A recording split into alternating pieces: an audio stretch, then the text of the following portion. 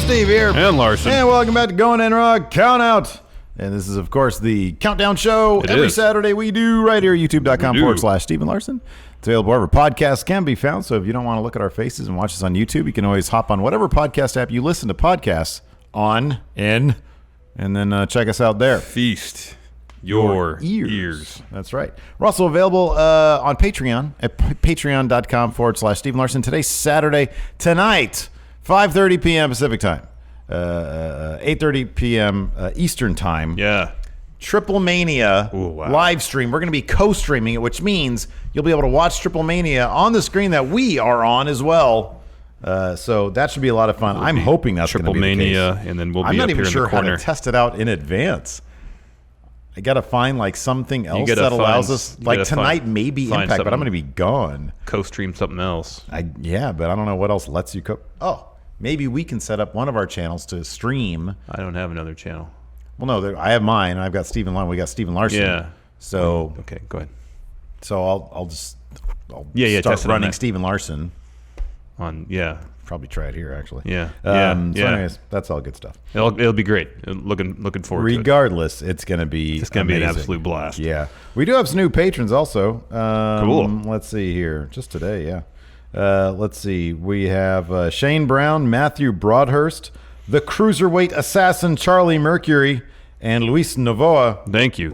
Welcome all. Plenty of reward tiers over there on the Patreon. We're going to be making some big updates to that very soon. Yes, over the next couple of months, for sure. Anyways, like I stated, tonight is Triple Mania. And what is Triple Mania known for, Larson? Insanity. Death-defying stunts and insanity. Insanity. Yeah. Namely, so just recently, Aerostar, a Triple Mania mainstay, known for death-defying falls, had a death-defying fall. Yeah. So we're hoping that he has an even more death-defying fall. But in the end, defies. But he totally defies. Yeah. So we decided to take a look at, in advance of that, the craziness going to happen in Triple Mania, we decided to take a look at other death-defying, insane falls in pro wrestling. Obviously, we're not going to talk about Owen Hart, who tragically died during an accidental fall. Yeah. That's super sad, and we're here to sort of crack-wise make jokes. You can't really do that if a person sadly passes away. No, you cannot doing that. All these falls were planned, whether they, were executed as planned. Yeah, is something else entirely. But all these falls were planned. It's no fun talking about people who were severely injured or worse. Yeah. So we're not going to do that. People were hurt during some of these, but I think for the most part, everybody's fine. The number one entry, I mean, he's alive and he's walking around. Yeah. But it's still pretty bad. Yeah, it's pretty bad. They're all varying degrees bad, but all right.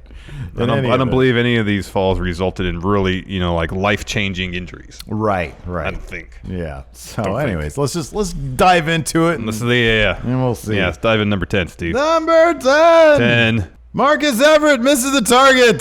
So, we remember this from a couple years back. Yeah, this is great. This was great. So, a couple years back, we were going through our Twitters, and then we came across this little video of some indie show where a dude is standing on a girder at what looks like a warehouse or a high school gym or something. That was like a high school gym. And it could be. It's hard to tell from that. And he jumps off what looks to be... In my memory, I saw like a basketball. Yeah, no, I think you're thinking about the air conditioning unit there. Yeah. Maybe, I don't know, 12 feet. Yeah. Maybe 14 feet up in the air. Jumps off, trying to hit a prone opponent on the table. Misses everything. Elbow first onto the concrete. Here's kind of the silly thing about it, too, is that he spends all day setting up this guy on the table. I'm sorry. He gets the guy on the table and then spends so much time climbing up. It is precarious. Yeah, I imagine there's not a whole lot of area for your feet to... And he climbs up, and then he starts moving over. Shimmying over. Exactly, good word. And then, so it's like, okay, at some point, why wouldn't this guy just get up anyways? It did sort of take the... But everybody's waiting for the big spot. Big spot comes. He plummets down, misses the table completely. When I saw it for the first time, it was utterly shocking. It was like, I did not see that coming. And, of course, just crashes onto the concrete. Yes. The wrestler in question who missed everything was Marcus Everett. You mentioned his name. And apart from, I think, damaging his elbow, he was basically all right after the spot. Yeah. And he gave an interview with Eat Sleep Wrestling a couple weeks after the incident spread like wildfire over the internet. So the details, the show went down summer of 2017 for IWA Mid-South in Memphis, Indiana. From my understanding, that's Axl Rotten's promotion. Interesting.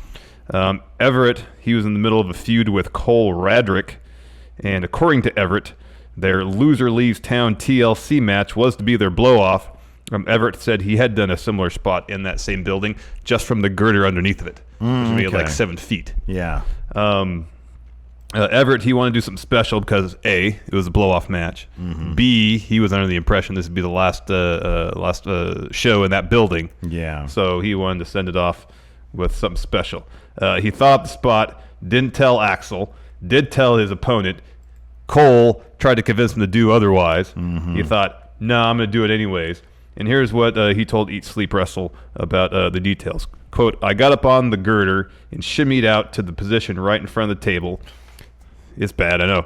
It was only then that I looked down and realized the table was a little further out than it should have been. Ideally, the table would be close enough I could just lean forward Michael Jackson style and fall through the table, but I knew I was going to give myself a little momentum. Unfortunately, with all the adrenaline I had in my system, a little turned into a lot. I didn't realize just how bad I messed up until I hit the concrete. As soon as I landed, I gave myself a mental pat down to deduce that I was okay. I got up off the ground and turned to Cole and the ref, who were both looking at me in disbelief. The ref pointed and said, "Brother, I can see your bone." Ow. Ow. The ref wanted to stop the match, but I said, no, man, get me some duct tape. Let's finish this. Yeah. And he did finish it. I think he lost. On Twitter, Everett responded to the video saying, quote, true story, when I smacked the concrete, 3 things went through my head.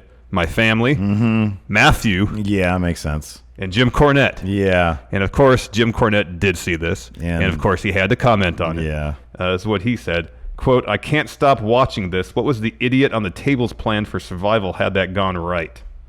Well, he just would have... Had this gone right... I mean, the dude on the table, you know, he's sort of a thicker... Just would have taken a pretty He's a thicker dude. Yeah, I mean, he was sort of putting his, you know, he was bracing himself. Yeah. That's what you got to do. You just got to do that. Yeah. That's what he's doing. It's funny because I don't want to... you don't want to see impact, really. Rep just goes like this, and then he goes and checks on him. There it is, slow-mo. And that's just elbow on concrete. Yeah, that's probably a broken elbow. The ring announcer guy, or the AV guy over there, goes like this. I know. Oh, man, that's rough. I believe, at least directly following his recovery from that incident, I think Marcus Everett was still wrestling. Yeah. As far as I know. Yeah. Yeah, I didn't see... Yeah, I mean, it didn't sound like anything was... I mean, I doubt he's going to do that again. No, yeah, he said in that interview, no, he's not doing anything like that. He should have done that, he said. He could have, like, really That could have been really bad. He really seriously could have hurt himself. If head had hit concrete in that instance, that could have been real, real bad. Can you think of a time, because I can think of several times when we've been to independent shows and we start questioning, what are these guys thinking? There was that one ladder spot where someone jumps off the ladder and gets their foot caught in the rope on the way down and just about lands on their head. That was one of the last shows we went to. Yeah. Oh, my God, yeah. Yeah, we almost saw a guy. Yeah, that's right. He almost landed on his head. Obviously, I think, was it that same one or the next one that we went to? There was a death match. That was the next one. And they just started, like, flinging light tubes around, like, into the crowd. Yeah. That's independent wrestling for you. Yep. Anyways, moving on. Number 9. Jeff Hardy, Swantons, Randy Orton.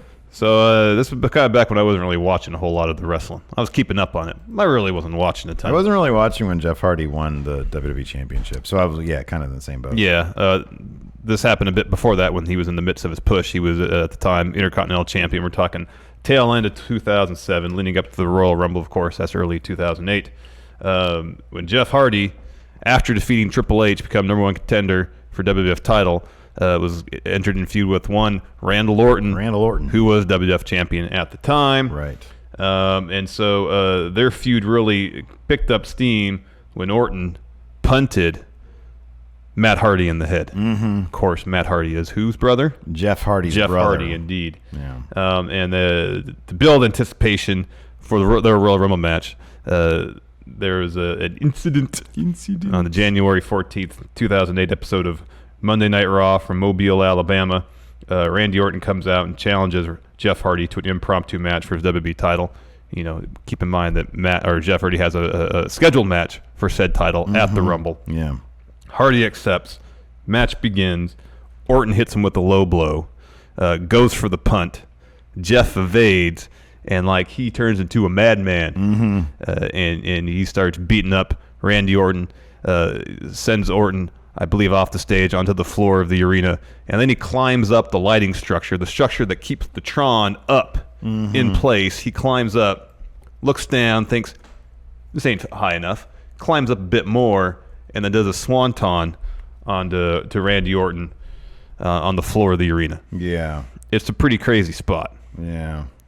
However, Jeff Hardy didn't win the title that time. No, I mean that always cracks me up because this happens all the time. Like the people who do the craziest, biggest spots during matches rarely actually win the matches because they spend all their energy getting that huge spot. Yeah, exactly. Yeah. Oh, so there you go. You got Randy. You got Jeff being taken off on stretchers. This happened. Yeah. Oh my goodness. Oh, that's the aftermath. Oh my goodness. There he is. He's pretty high up. He points to his mouth. Yeah.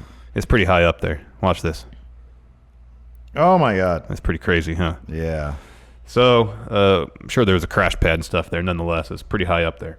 As I mentioned, Hardy lost the match at the Rumble. I believe shortly thereafter, he lost the Intercontinental title to Jericho. He was suspended for violating the wellness policy.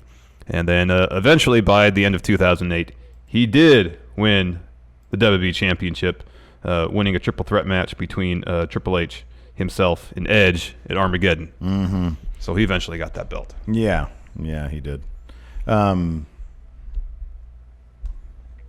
Yeah, I was never really into Jeff Hardy as like a singles guy. Yeah, I always felt like his promos were like he was a captivating in-ring performer. Yeah, he had presence. But I don't know why. Maybe it was just one of those things where it's hard. Like when somebody is so closely tied to a tag team, it's really difficult to like accept the singles. Well, I think if he were a strong promo and could separate himself as a like Edge was able to separate himself as an individual, not as part of a team. Yeah, I don't think that would be an issue. Yeah, no, I agree with that. But his brother was the better promo, even back then. Yeah. I don't know. So that's a pretty crazy one. But Hardy's had all sorts of crazy swantons. Yeah. There was one time he just fell off the cage onto his head on the ring steps in TNA. Dude, don't even get started with TNA. Those people would let him do whatever. Yeah, yeah, that was horrible. Yeah. Didn't he do that in order to like justify being written off because he had like a legit neck issue? That was my understanding. Yeah. He's like, I got a neck issue. Let me fall on my neck and so I can get written off with a neck issue. I know. No, don't do that. But then of course there was it like SummerSlam? SummerSlam 2009. Yeah. Match against Punk. Yeah. Yes. Where he did the swanton off the ladder and Punk was out of the way. So many crazy spots with that guy. Of course, the spot with Bubba Ray at WrestleMania 2000. Yeah. Getting speared in another TLC match by Edge while he was holding on to the tag titles. Yeah. Yeah, he's noted for a lot of crazy falls and spots. What do you think he feels like when he wakes up in the morning? Bad. Probably bad. He probably hurts. Probably, yeah. I was listening to the Stone Cold podcast with Hogan on it. Yeah, I was just listening to it yesterday. And so did you get to the spot where he was talking about how long it takes him to get going in the morning? No, I actually fast forwarded all the way an hour through because you had said that the stuff that I wanted to hear wasn't in that first hour. Yeah, so I just fast forward. And honestly, like when they do address, when they just gloss over Stone Cold and Hulk Hogan, why they never hooked up. They're just both very apologetic for their state of minds. Or Stone Cold was very apologetic for his state of mind at the time. And Hogan said, I've been there too. And he talked about some times when he wasn't quite in his right state of mind. Anyways, Hogan, he's 66. He put his body through a lot. Sure. He said it takes him 3 hours in the morning to get out of bed and get going. Yeah. He said he can't even really stand up straight until he's out. Granted, this is Hogan saying that, so grain of salt. Yeah, sure. It takes him like an hour just so he can stand up straight. But the thing is, dude, I know we say it's Hogan, but at the same time, like we both saw Beefcake, Brutus the Barber Beefcake. You cannot look at that dude and how he walks and not think, man, it must take him a long time to get out. So that's perfectly understandable. It's entirely impossible. It's entirely possible. Entirely possible. Yeah, totally. It is entirely possible. I'm not going to completely dismiss it, but again, it is Hulk Hogan. It is Hogan. Yeah. Anyways, moving on. Number 8. Shane McMahon falls at SummerSlam 2000. So this was an insane. Yeah, I remember watching this live. Insane fall. Yeah, and this was during the time when Shane was doing all sorts of crazy stuff. So it's the SummerSlam 2000. Steve Blackman was challenging Shane McMahon for the hardcore title. Shane walked in as champion. And towards the finish of the match, you have Test out there trying to interfere on Shane's behalf. I want to say it was Albert too. Probably. I think so. Steve Blackman fends them all off. So Shane tries to escape by climbing up to the top of the set. Yeah. Like 40-something feet up, probably. It's really high. It's really high. And then Steve Blackman thankfully has a kendo stick with a little loop at the end of it so he can put it around his wrist and he can climb up. It's like for the Wii, the original Wii remote. Yes. The Wiimote. So you're not doing this and have your Wiimote fly off. I think tennis rackets, I think, also have those things. But I don't know if you use it. I don't think so. I've played some tennis, and I've never had a tennis racket that had a little loop at the end to stick your hand through. What am I thinking of then? I guess it's Wiimotes then. Maybe like racquetball. There's the one. More likely. That's it. So the Lethal Weapon. You played racquetball before? Maybe once. It's fun. I imagine. I really like racquetball. I like playing tennis when I play tennis. Lots of business meetings go down playing racquetball. It's a very professional type sport. It is. So the Lethal Weapon gives chase, follows Shane up to the top of the set, again, reportedly about 40 feet up in the air. And then Steve gets his kendo stick and kind of whacks Shane as he gets in position 3 times, and then Shane falls backwards. Again, about 40 feet. Probably definitely to a crash pad. Yeah. But they always put something over it to make it seem more impactful, make that noise. Yeah. But that's not it. And so Steve Blackman descends maybe halfway down the main pillar of the stage. Yeah, it's like a good, the rungs are pretty far apart. He descends maybe 2 or 3 rungs. Yeah. And then delivers a huge elbow drop to Shane, makes the cover, gets the pin. He is your new hardcore champion. This is in the midst of probably the greatest push of Steve Blackman's career. Yeah, Steve Blackman, in retrospect, pretty underrated. Yeah, I think so. They kind of didn't use him properly because what's the one thing that I learned today? You learn something new every day. The one thing I learned today when we were looking for Steve Blackman shoot interviews was everybody seems to think, and they're probably correct, that Steve Blackman is like a super tough guy. Oh, I think because he got malaria and was laid up for 4 years and made it all the way back. That'll do it too. Yeah, and like when they introduced him in WWE, he was a guy in audience who jumped the barricade. Yeah, dude had been wrestling for like years before that. Before he got malaria. Yeah, he actually tried. They had the mid-80s, WWF right? had wanted him since like '87. Yeah, and he would show up. Something would happen. He'd have to leave. He spent some time in Japan. Apparently, he hated Vader.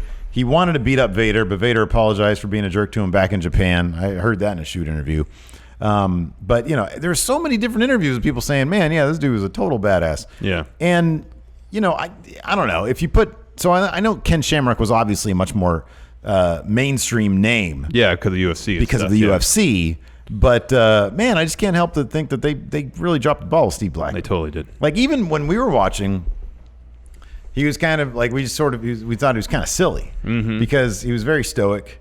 He didn't really have much personality. No. And then he had like a cheesy Tron with like the drums. Boom, yeah. Yeah, the four on the floor. Strobing, and he's all in there doing that stuff. Lethal Weapon. And it's like you don't really get how impressive all this stuff is with all the he had like the nunchucks. Yeah. Like he really did come off like the Lethal Weapon. That's kind of what he was. But then you think Lethal Weapon, you think the Mel Gibson movies. Yeah, no. Especially back then. Yeah.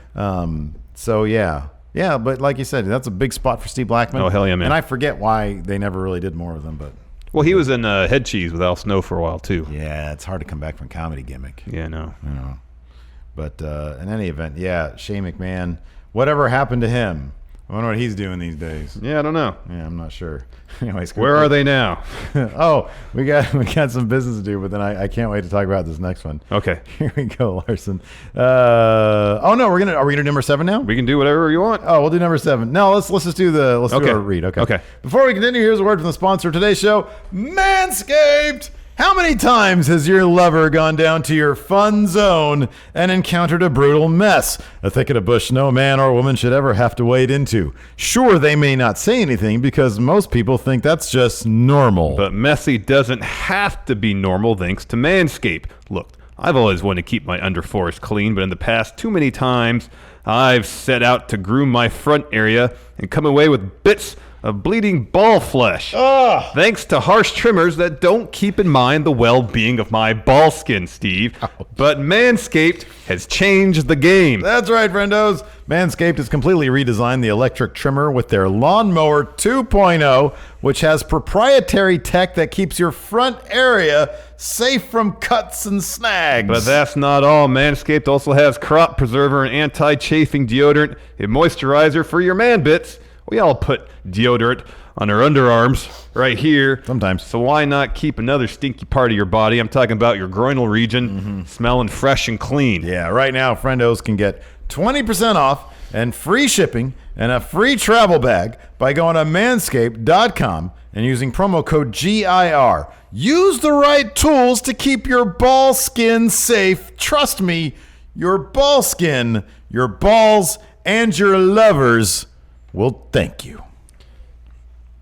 Yeah, no one likes messy junk. Again, get 20% off, free shipping, and a free travel bag by going to manscaped.com and using promo code GIR. Thanks to Manscaped for sponsoring today's show, and you're really helping out Going In Raw and your ball skin by going to manscaped.com and using promo code GIR. The link, of course, is in the description. All right, I know you want to talk about Jim Cornette. Let's talk about Jim Cornette. Number 7. 7. Jim Cornette falls off a scaffold. Wow. So let's rewind to 1986. A great year. Thanksgiving weekend. I moved to England. What was I doing? Oh, 1986. I know what happened then. Did you move? That's the year I moved to California. To California. Yeah. Well, there you go. So the NWA, StarCast 1986. The event was dubbed Night of the Skywalkers. Oh, cool. It was a Star Wars tie-in. No, it wasn't. It was just an IP violation then. Yes. And Starrcade that year took place in not one but two places, Steve. Greensboro Coliseum in Greensboro, North Carolina. I think was the traditional home to early Starrcade, sorry. And then also the Omni, the former home of the Atlanta Hawks in Atlanta, Georgia. Did they have some sort of Stargate technology? Stargate technology? Stargate technology? I am not aware of that. Starcade gate technology? That's what you're trying to say. Where they're folding space into two places at the same time? Maybe. Or do they just have a bunch of people show up in one venue, a bunch of people show up in the other I think it was venue? like that. It was all closed circuit stuff. Okay, that's same thing they did with WrestleMania 2. That worked wonderfully, so they thought, why not? Sure. So Jim Cornette, he was manager of the Midnight Express. They were taking on Road Warriors, the Road Warriors, in a scaffold match, which I think Cornette in the interview said was about 20 feet above the ring, 24 feet above the floor. Okay. So after Hawk and Animal tossed Bobby Eaton and Dennis Condrey off the scaffold, the Road Warriors and their manager, Paul Ellering, chased Cornette up to the top of the scaffold. And while in the midst of trying to escape, Cornette falls from the underside of the scaffold, takes an awkward landing, and legitimately destroys his knee. So I know most of you probably have the WWE Network. This entire match is definitely worth a watch because it's just brutal fall after brutal fall. And in fact, the Jim Cornette interview that you listened to, where he talked about it, he referenced how Dennis Condrey, when he falls, he knows how to take that bump. He really knows how to take it. Like, he lands on both feet perfectly, gets into sort of a catcher's crouch, and then falls back on his back, and he takes it just fine. Chances are it probably doesn't really help his knees long term, but short term, nothing gets blown out. What's his face? Bobby Eaton. That looked like it could have been really nasty. Apparently, he did sprain his ankle. Yeah, that's what Cornette Cornette said. Yeah, because he sort of comes down right leg first, and it looks much worse than just a sprained ankle. Probably is. Yeah, whereas Cornette just fell right flat on his feet. Yeah. The great thing about that is that Big Boss Man was right there. He was supposed to sort of catch Cornette, break I'm his fall, assuming, and break the fall. They both fall down together. He was like a good 3 feet going like this. The closest thing I can think of in terms of how ludicrously bad this attempt was to catch somebody was when The Undertaker was supposed to be caught by that cameraman. Oh, yeah. And didn't. No. And so he just sort of has a hug position, and he just watches Cornette just plop. And then you look at Cornette's face. Instant pain. And it's just like his knees just explode. And he's like, just screaming. Mm-hmm. Oh, it is a brutal It's rough to watch. It's rough to watch. So, Road Warrior Animal, Had an interview with Hannibal TV, talked about this, as we had to say about it. Quote, so I'm holding on to Cornette, and I give Cornette props. He's afraid of heights. Definitely afraid. He doesn't fly. He drives everywhere or takes a train. He holds onto the scaffold, and I say, Jimmy, you got it. He says, yeah, I got it. I told Boss Man, I yelled down and go, hey, you ready? I'm thinking, how is Boss Man going to catch Cornette? If he does catch him, Cornette is like a 250-pound sack of crap. He's going to kill him. Then I tell Boss Man, you ready? I said, okay. And I said, go. Boss Man standing like this, and he's 3 feet off and misses Cornette. Cornette falls and hits. Both knees went pop. Oh, man. He's not done yet. Have you ever, let me ask real quick, you ever had a busted knee? No. I've just heard from various places that it's like one of the most painful places to get both of them. Pop. Like a big 2x4, you hear them both go. He blew out both knees in that one deal. He was screaming. And Hawk and I are belly laughing on the scaffold. He's lying in pain, but it was so funny. You had to see Bubba standing there like this, then staring like this, watching Cornette hit. You had to be there and be involved in the match because it was so funny. We laughed our butts off at that. That's so bad.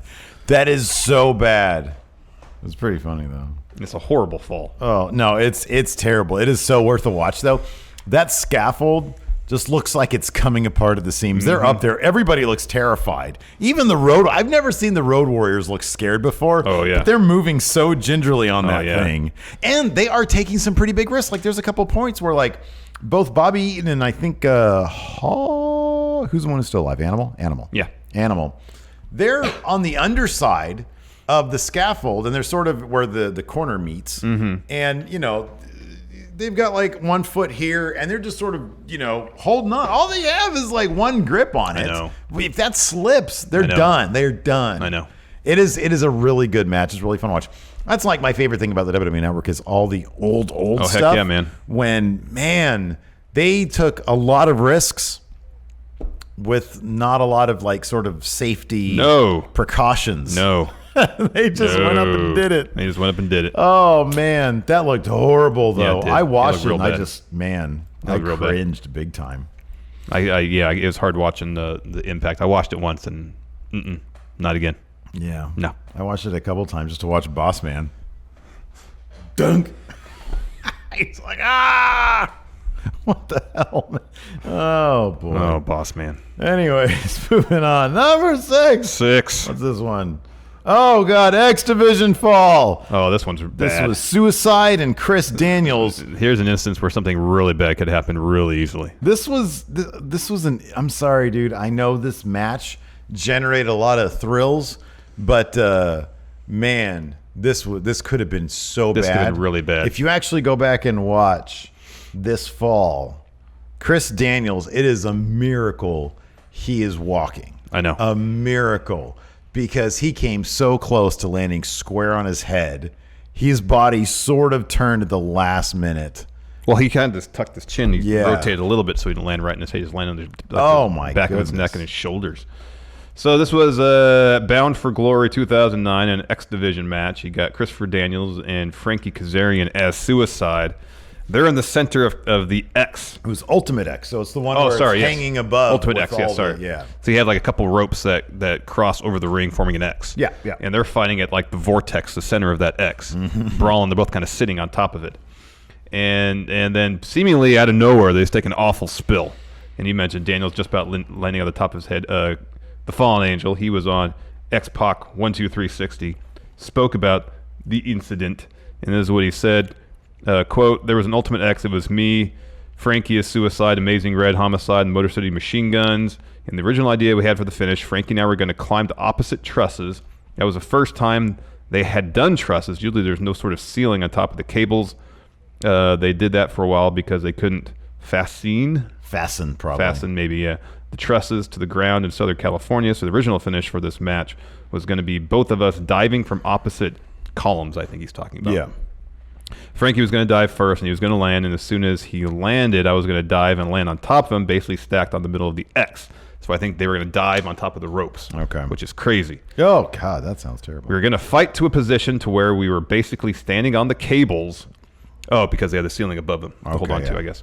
I was going to hook him like I was going to Angel's Wings, his finisher, him, and then he was going to backdrop me. For there, I was going to take a backdrop from the middle of the X and land on my back in the ring, and then Frankie, was going to fall, and then whoever was going to win was going to finish. Instead, we decided we were going to fight.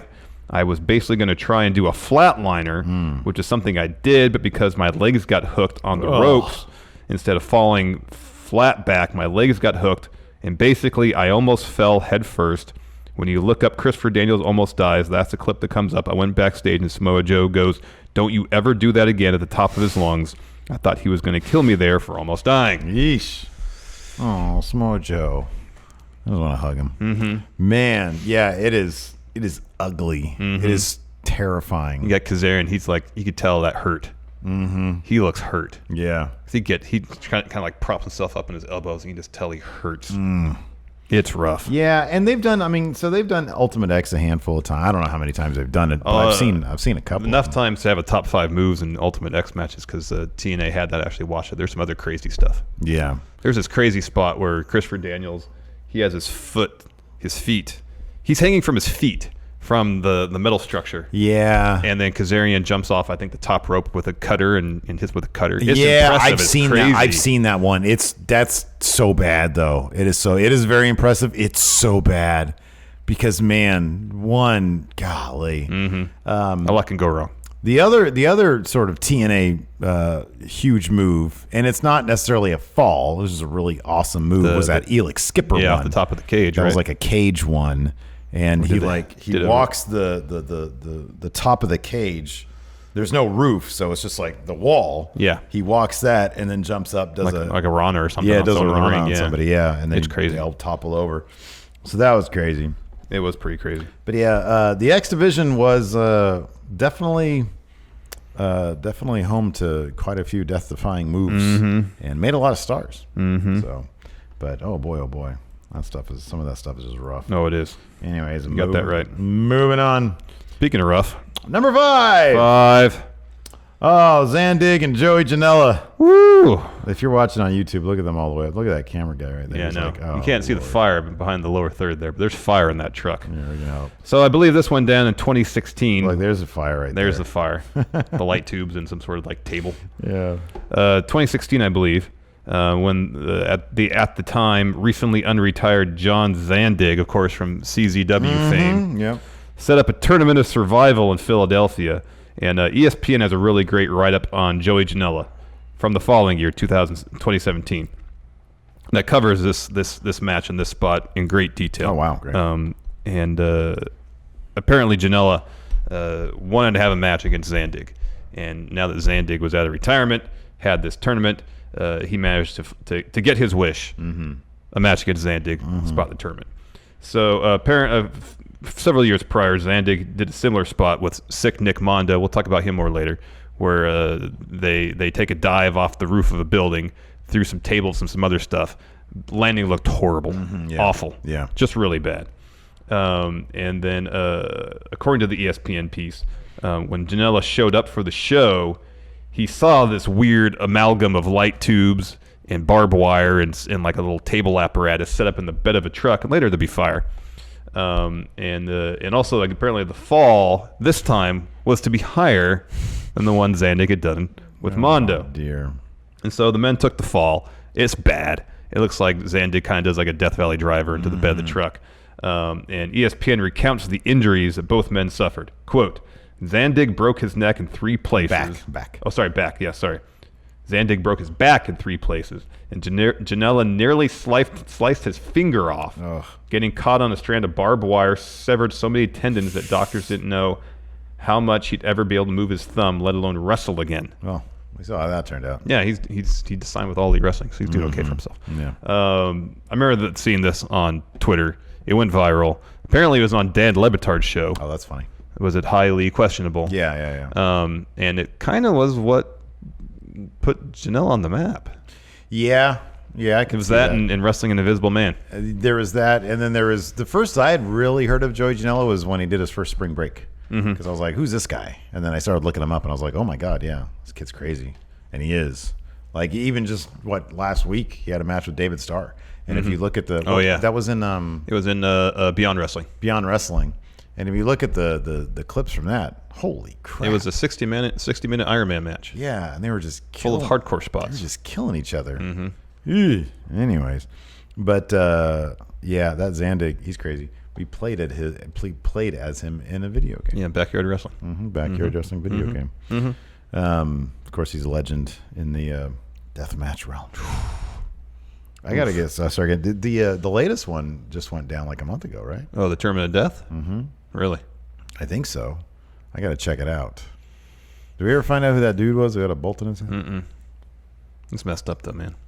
Yeah, it's pretty messed up. I should look. That was a Backyard Wrestler though, wasn't it? Was it a CZW thing? I thought that was CZW. Oh, maybe it was. Yeah, I don't remember. One day we'll have to do. Maybe we'll do it for if we ever do 10 for the win again. We'll do top 10 deathmatch moments. Oof. Shoot, top 10 backyard wrestling moments. Yeah, see, just random stuff. Oh yeah, be great. Anyways, yeah. Moving on. There's that one not that long ago where that dude got hit by a car. Oh gosh. Well, I mean, like the whole countdown will just be we'll search backyard wrestling in Twitter's GIF keyboard. Yeah, exactly. And our favorite clips will be the entries. Exactly. Like the guy that tries to do the tombstone off the roof of the house.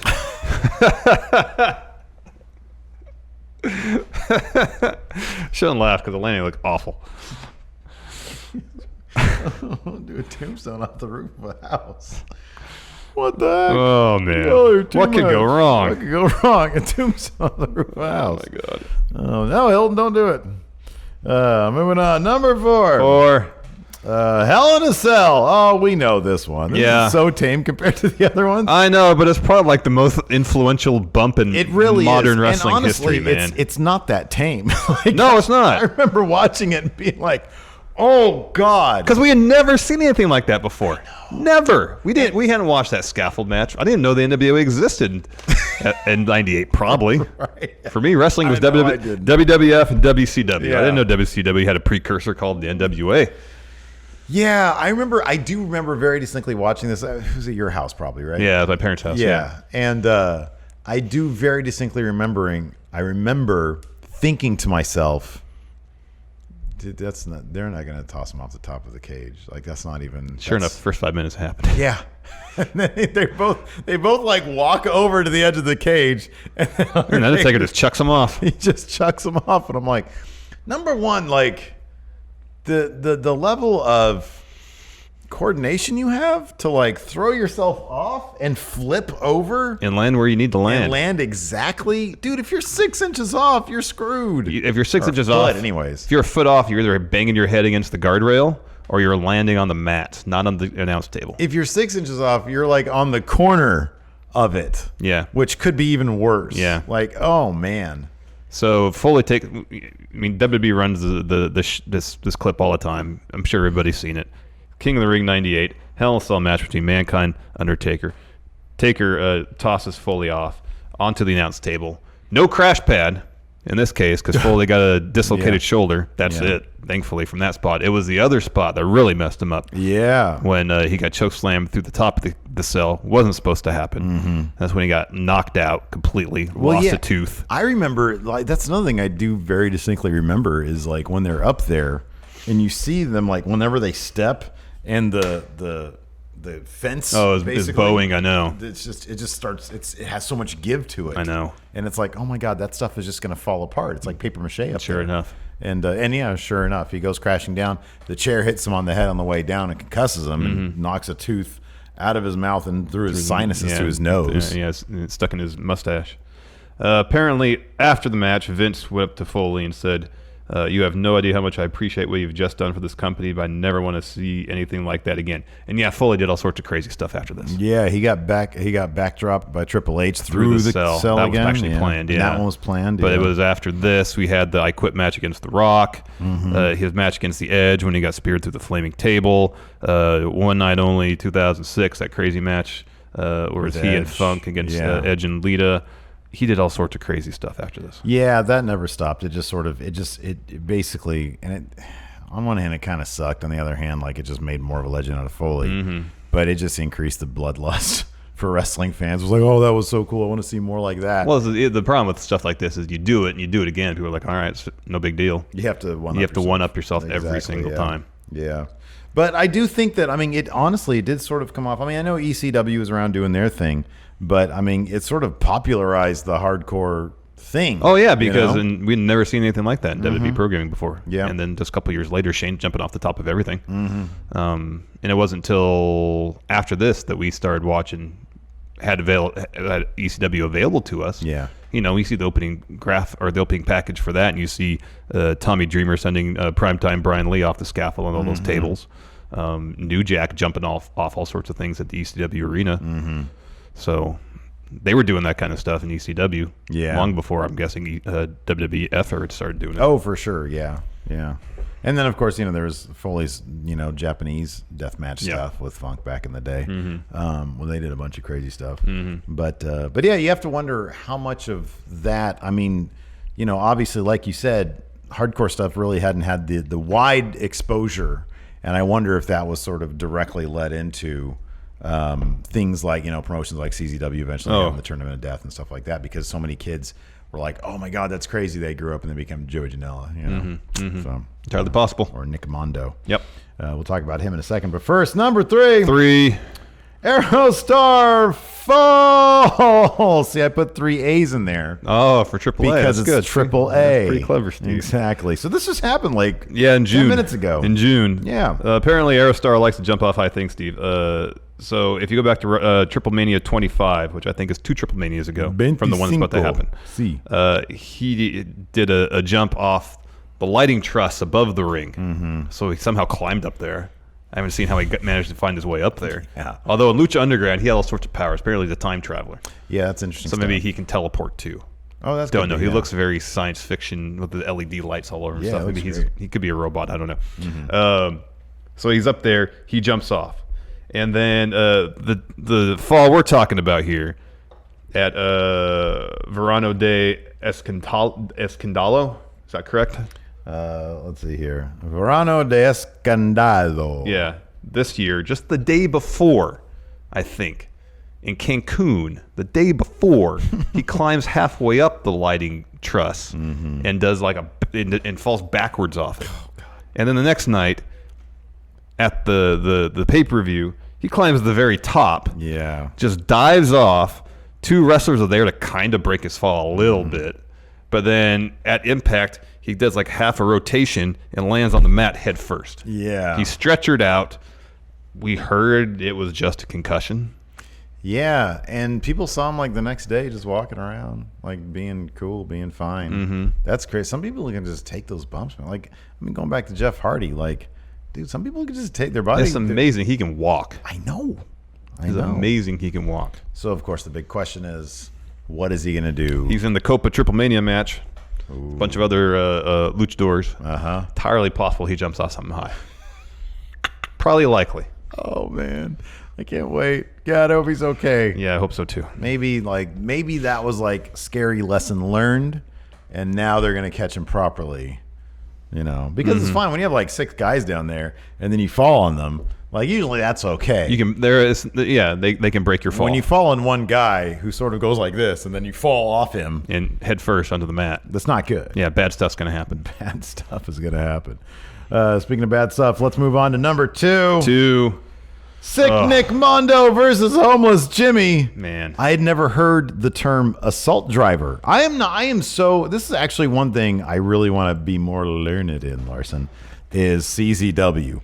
There's a lot I do not know about that promotion. I think the general perception is that it's all hardcore stuff. But it's not. It's not. Totally no. If you look at their list of former world champions, you see a lot of, deathmatch legends, but also I think Leo Rush was a former CZW Leo champion. Rush was just there, Callahan, obviously.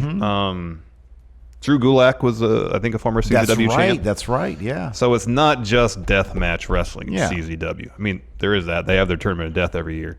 But it's just a wide variety of styles, I believe, in CZW is my understanding. I feel so ill-educated. I watched a while ago this, or maybe it was on the Wrestling Amino app. Somebody did a top 10 tag teams in CZW, and I was like, I don't know who any of these people are. I need to learn more. Look at the Messiah. Look at him. He was in there. Drake Younger. That's right. He was there. Yeah. David Starr was. Mance Warner. Okay. Mance Warner. MJF. Shane Strickland. Davey Richards. Leo Rush. Jonathan Gresham. Oney Lorcan. Drew. I mean, a lot of wrestlers who were not Moxley, noted. of course. Yeah, Nick Gage a couple times. B-Boy. Remember, we saw him wrestle a million times back in the day. So a lot of Chris Hero, going back to 2006. Yeah. Super Dragon. A lot of wrestlers who aren't exactly noted for being hardcore or deathmatch wrestlers. Tajiri, yeah. Lobo. Man, Nick Gage has been doing it since 1999. I had no idea. That's funny. Again, another person I need to bone up on in terms of what I know about him. But let's talk about this particular incident. So there's this match along with Nick Mondo's commentary. Nick Mondo, by the way, right now is a director. Yeah, also. He's the dude that did the trailer for Mox. Yeah, that's right. But back in the day, of course, he was a famed wrestler. Did a lot of deathmatch stuff, and this was a first round matchup. I don't know what year this was. Yeah, I couldn't find that either. Okay. In any event, it was a first round matchup, and it was the first time that he was fighting this homeless Jimmy guy who also spent some time in XPW. And there's a great, they have the video plus Nick Mondo's commentary on it on YouTube. You can find it pretty easily. But he talks about it a little bit, and all he really says is that homeless Jimmy was open to pretty much anything. He said, and he asked, this is the first round. Should we do this big truck spot this early in the tournament? And he was like, yeah. I'm watching the GIF of it, and it's magnetic. It's basic. It's kind of hypnotic. It's mesmerizing. You just keep on watching it because you're like, how do these guys do this? Because the assault driver is kind of a crazy move in the first place. You get them up in like a one-winged angel position, and then you just sort of flip them over.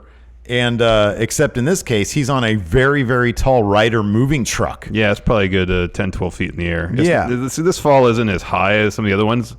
They're crashing onto a table with a bunch of light tubes.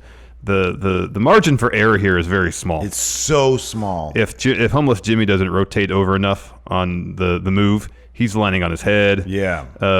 You're landing like Nick Mondo, and thankfully he leads with his feet.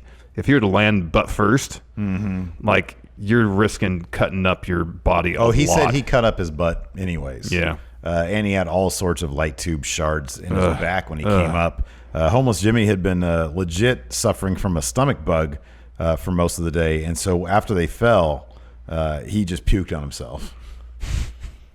So God, that's messed up. The shock of going through that probably contributed a little bit to that. But it is really a crazy spot. And this is just opening round spot here too. Yeah. Yeah, it really didn't take him that long to get to it. And Nick in the commentary said that he didn't want it to be a very long match because it's a first round match. Yeah. And they didn't he say something like, we teased the German suplex spot. That'd be cool. Yeah, they did some teases at the top, and one of the teases was German suplex, but then he says, which would have been really cool. I'm like, oh man, somebody would have been paralyzed. Yeah, both people might have been paralyzed. I know. In that case, I'm just watching this over and over again. I know it is. It looks so smooth. It looks like butter. I know. But like when you think about the violence of it, the reality of it, it's like, oh my god. Because there's what? But because here's the thing. Also, they're going down together. Their arms are locked together, and so it's like there's a certain amount of helplessness on Nick Mondo's Totally. And that's why it's fitting. This is so high because there's so little margin for error. Like if homeless Jimmy had just been pulling a little bit more on his arms, he could have pushed Mondo forward. He could have landed face first. It's funny how perfectly it works, though, because Nick is kind of like a parachute for the guy. I know. I know. Like they're stabilizing each other in really the perfect position so as not to kill each other. I know. It works out magnificently somehow. And the great thing is that's all happenstance because he gets up there and he's like, yeah, we just did it. I couldn't think about it too long. I didn't want to think about it at all because I would have got scared. Sometimes you got to go on instinct, I guess. I guess so. If you're in the middle of a death match. You just got to go with your instinct and hope everything works out. All right, man. Let's talk about number one. Oh, dear. Here we go. Number one. Vic Grimes and New Jack. Vic Grimes comes off a scaffold. This is an XPW show, you say, in February 2002. Well, okay, so here's the thing. No, we got to talk about the Danbury Fall. That's an instance where, according to New Jack, his life was altered by that. Yes. Yeah. There is... Here's the thing about this, about the entire thing, though. With New Jack, I do believe that there's got to be some element of work at play. And so I don't know. Or at least maybe a bit of hyperbole. Okay, so for example, so here we go. Let's rewind all the way back. ECW 2000, Living Dangerously. You can see it on the WWE Network. The entire thing is there. Oh, they have the Fall in there? The Fall's in there. there. I hope they cut that out. I originally thought they did too, and then I went back and watched. I literally just watched it. So New Jack was fighting. I think Vic Grimes was in a team called the Baldies. Oh, maybe, yeah. At least that's what it said on the match thing. That sounds right. So maybe it was like a handicap match. Was Vic Grimes somebody else? I don't know. I sort of fast forward, I was like clicking through it. So the match starts off, and immediately it's pretty hardcore. Like New Jack was bleeding pretty quick into it. They go down to the crowd. They start brawling. Some tables are introduced, and it's right next to like a 25-foot scaffold. So they start climbing up that. According to New Jack, and I'm not sure if we ever got Vic Grimes' side of this, or at least he might have said something, I never saw it. But according to New Jack, Vic Grimes got very hesitant very quick. And the thing about this scaffold, it's not like a normal scaffold. There's no plank there. Like it's like long. There's no plank there. It's 3 beams across. So they're balancing on these beams in the first place, and they're fairly wide beams, but they're still It's pretty not sketchy. It's not a plank of wood. Yeah, exactly. So they're up there, and according to New Jack, Vic Grimes starts getting very hesitant about taking the fall, and New Jack says, "We're doing this. We're doing it right now. I'll give you 3 seconds. 1, 2, 3." And according to New Jack, Vic Grimes starts to hesitate and starts to back up as New Jack is going down. So New Jack, of course, brings him down with him. And they have just an awkward fall. They miss the table or don't land square in the table. They hit the table. The table sort of incinerates under them. Oh, yeah. But Grimes lands on top of New Jack's head as it's hitting concrete. Yeah. And according to New Jack, the brain fluid came out through his nose and his ears. Yeah. Which is disgusting. He Yeah, says he to this day, he is blinded his right eye because of it. And he gave an interview about this during, I think it was like Hardcore Heaven or the documentary. Oh, what was it called? Hardcore. Is it Forever Hardcore? Forever Hardcore. I think it was that. I'll check. It's on YouTube. You can find it. And later on, and he lists off a litany of injuries. He's blind in one eye. He's got nerve damage. He goes days without sleeping, et cetera, et cetera. Forever Hardcore, yeah, I think so. So again, maybe some of it's hyperbole, maybe some of it's not. I don't know. Then you fast forward to XPW 2001. They get into a feud again. They bring in Vic Grimes. I think New Jack was probably, I don't know who was there first. They get into a feud that actually lasts a little while. I think it started maybe March, April, May, around there. And they have a couple matches involving tables and scaffolds. Then we get to their blow-off, which is February 2002 at an XPW show, which I think at this point you can get on a DVD called Free Fall. I have it. You can probably get on eBay. And that's where you can find it. And in that match, New Jack basically just throws Vic Grimes off of what seems like I don't know how tall it was, but it seemed at least as tall as the Jim Cornette one. If he said it was 20 feet, this one seems like it might be closer to 25. I don't know. I don't know. In any event, New Jack throws him off. According to New Jack, in that same interview when he's talking about Vic Grimes and the injuries he got for the first one, the Danbury Fall, he intended to throw Vic Grimes. They had 12 tables set up. There was a ton of tables. There were 12 set up. Vic Grimes hits one fully and another one kind of. And then bounces off the ropes. But then mainly just falls onto the ring ropes and bounces up and ends up with like a bunch of injuries, but they're minor, and then like a sprained ankle, I think. I think he broke or a dislocated ankle. Yeah. And so New Jack in the interview says it was his intention to throw Grimes all the way to the ring post, and he wanted him to hit his head square on the ring post and literally die. Prior to when he threw him off, New Jack explains in his interview, and they show it, he had a taser, and he was tasing him with it. Now, when you go back and watch the actual match, Vic Grimes isn't really selling the taser the way I've seen tasers be sold before or be reacted to. Because when New Jack does this, Vic Grimes is just doing this. That's not really. Yeah, there's no like. There's none of that. Yeah. And on top of that, it's a worked fall. Like, he gets up, he gets himself into position, New Jack does this, and then Vic Grimes is the one to initiate the fall. He launches his fall, yeah. He launches himself off.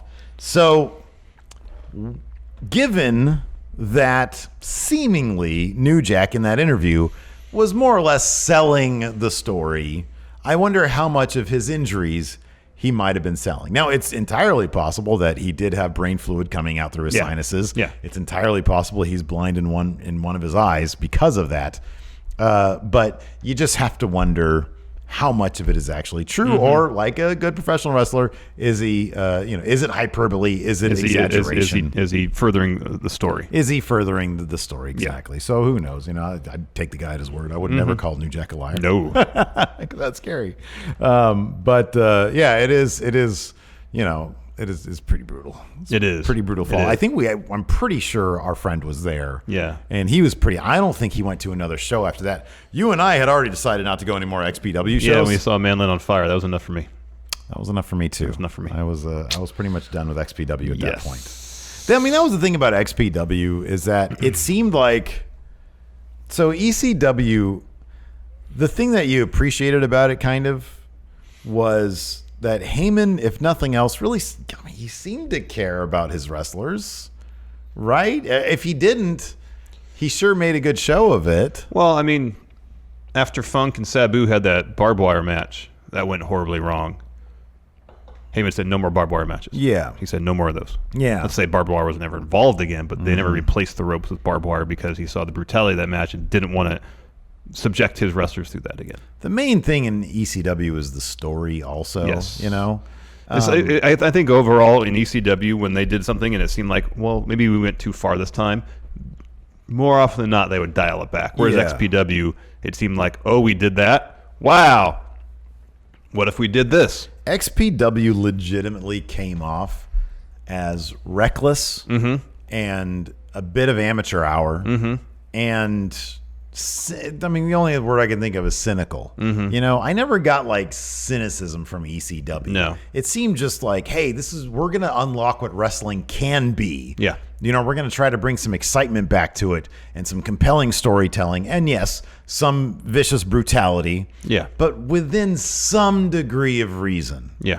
Whereas XPW is like, oh, look what worked in ECW. If we dial it up to 11, it'll work even more for us. What worked simply with the brutality, and let's dial it up, and even the storylines, because they brought like porno stuff into it. So there did seem just to be an air of like recklessness and like, man, what are these guys even doing? So, anyways, that's how I always felt about it. Anyways, yeah, no, I agree. So, anyways, there you go. There are the top 10 most insane falls in all of wrestling. Hope you guys enjoyed the show. Yes. Join us later at twitch.tv/Steven Larson. Hopefully we'll be able to co-stream the show. If not, you'll just see our reactions. You can watch it as well. Yep. Thanks so much for watching. Until next time, we'll talk to you later. Goodbye.